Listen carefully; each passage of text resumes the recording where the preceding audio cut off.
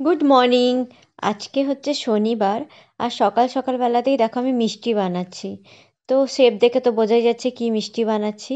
তো সবাই তো মিষ্টি বাড়িতে গেস্ট আসলে কিংবা নিজে খাওয়ার জন্য দোকান থেকেই কিনে নিয়ে আসে, কিন্তু আমি 95% মানে এরকম একটা থাকে যে আমি নিজেই মিষ্টি বানাই। শিখেছিলাম, অনেক বছরের শখ ছিল রসগোল্লা বানানোর, তো সেটাই শিখেছিলাম, তারপর থেকে বানাই। তো আজকে হচ্ছে শনিবার, আগেই বললাম, আর আজকে হচ্ছে নিরামিষ।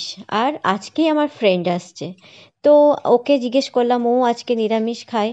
তো যে তুমি কি খাবে সকালবেলায় জিজ্ঞেস করলাম, তো ওর ফেভারিট বলল যে ওর ফেভারিট হচ্ছে আলু ভাজা আর রুটি। ওরা হচ্ছে নন বেঙ্গলি, তো ওটা ওর অল টাইম ফেভারিট থাকে যে আলু ভাজা আর রুটি। তার মানে শুধু আলু ভাজা আর রুটি তো দেওয়া যাবে না গেস্টকে, অ্যাকচুয়ালি ও আমার খুব ভালো বন্ধু। তো সকালবেলা উঠে রসগোল্লা বানালাম, একটু কড়া পাগের রসগোল্লাটা বানিয়েছিলাম। আর তার সঙ্গে ছিল কফি আলুর তরকারি, পোস্ত কাজু এসব দিয়ে বাটা, আর তার সঙ্গে ছিল পোস্ত ভাজা, মানে আলু ভাজা পোস্ত দিয়ে। তো মানে এত টেস্টি লাগে, ওকে কি বলবো।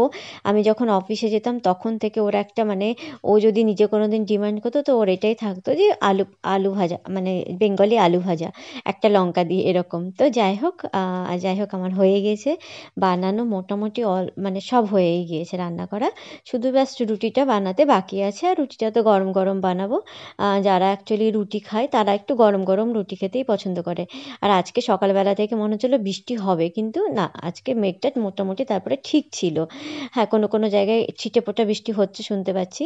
তো যাই হোক আমি নিচে যাচ্ছি, কেন ও আসবে, ওয়েট করতে করতে করতে 12টা বেজে গেল। তাহলে আমি এবার নিচে চলে যাই। তো দেখো ও চলে এসছে, আর ও আমার কাছ থেকে থাকে অনলি 5 থেকে 6 কিলোমিটার দূরে, কিন্তু আমার সঙ্গে ওর সঙ্গে দেখা হচ্ছে প্রায় 2 বছর পর। অ্যাকচুয়ালি অনেক বছর হয়ে যায় দেখা হয় না। লাস্ট ইয়ার না, স্কুলে যাওয়ার জন্য কারোর সঙ্গেই দেখা করতে পারিনি।